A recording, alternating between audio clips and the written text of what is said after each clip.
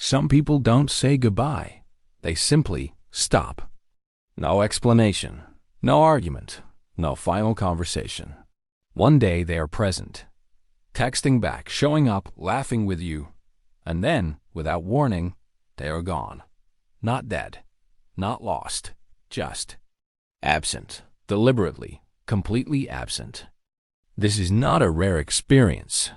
This is one of the most psychologically devastating things a human being can go through, precisely because it leaves no closure, no target for your grief, and no rational explanation for your pain.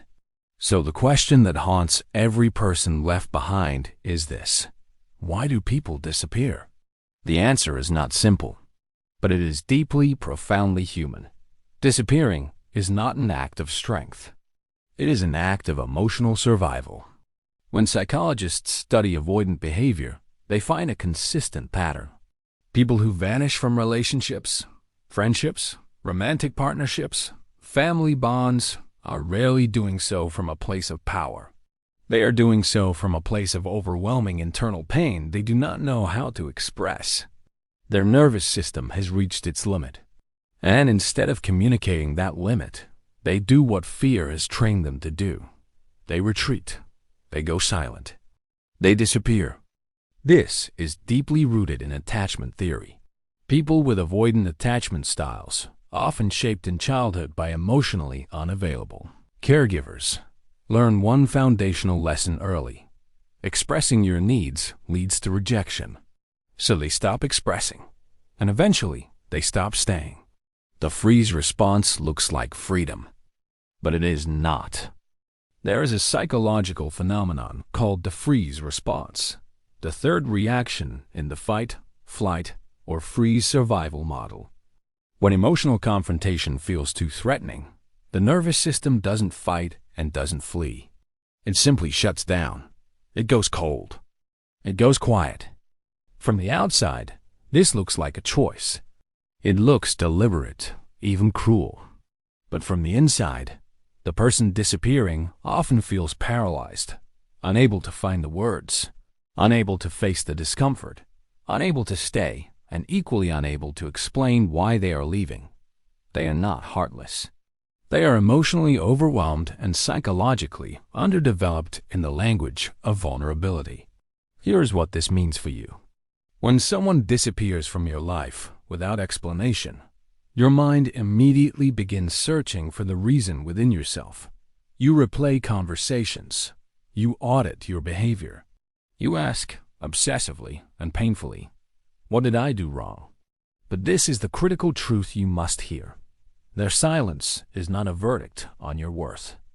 It is a reflection of their capacity, their limited, undeveloped, fear-driven capacity to handle emotional depth. You were not too much. They were not enough in emotional courage, not enough in self-awareness, not enough in the willingness to show up. The disappearance happened in silence, but the damage it leaves is loud, persistent, and deeply personal. So the real question now becomes this: what does that silence do to the ones left behind? And how do you rise from an ending that was never explained? That is exactly where we go next. Here is something nobody tells you about being left without an explanation. The wound is not just emotional, it is cognitive. Your brain, the most sophisticated problem-solving machine in the known universe, cannot function without resolution. It was built to find patterns, complete loops, and close open circuits. And when someone disappears without a word, they leave every circuit open. They leave your mind running in the background, endlessly, like a program that never shuts down. This is why you cannot stop thinking about it. This is why it follows you into sleep, into silence, into every quiet moment you try to own. It is not weakness. It is biology meeting abandonment and struggling to reconcile the two. But here is what no one who disappeared ever told you, because they couldn't. They did not take your value when they left. They revealed their limitations. There is a fundamental difference between those two things, and the moment you truly understand that difference, something inside you shifts permanently. A person who cannot communicate their pain, cannot articulate their needs, cannot stay long enough to offer you the dignity of an explanation. That person is not operating from emotional abundance. They are operating from emotional poverty. And you cannot blame yourself for someone else's bankruptcy. Closure is not delivered. It is constructed. Real closure is an internal architecture. You build it yourself, brick by brick, through radical acceptance of one uncomfortable truth. Some chapters end without a final page. And that incompleteness does not invalidate everything that came before it, nor does it determine everything that comes after. The 3 decisions that rebuild you. Decision 1. Stop auditing yourself. The investigation is closed. You were not the reason. Obsessive self-review is not self-awareness. It is self-punishment disguised as logic. Decision 2. Reclaim your narrative. You are not the person who was left. You are the person who survived ambiguity, one of the most emotionally demanding experiences a human being can endure. That survival is not small. That survival is the foundation of extraordinary resilience. Decision 3. Elevate your standard of presence. Let this experience permanently redefine what you accept from people, not from bitterness, from clarity. You now know, with absolute certainty, what it feels like when someone is incapable of showing up. Let that knowledge become your filter, not your fear. Here is the deepest truth this entire experience holds.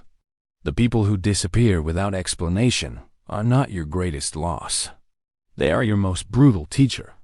They arrive in your life not to complete you, but to clarify you, to strip away your tolerance for emotional unavailability, to force you into a relationship with your own self-worth that no comfortable connection ever could.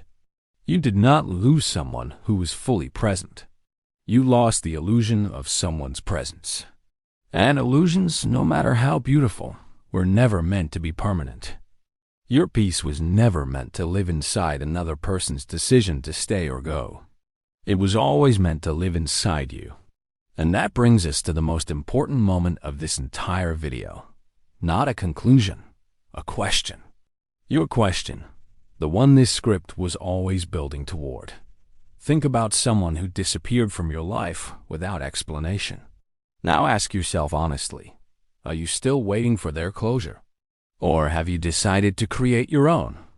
Write your answer in the comments, not for us, for yourself. Because the moment you articulate that answer out loud, something changes. The open circuit begins to close, not because they came back, but because you finally did.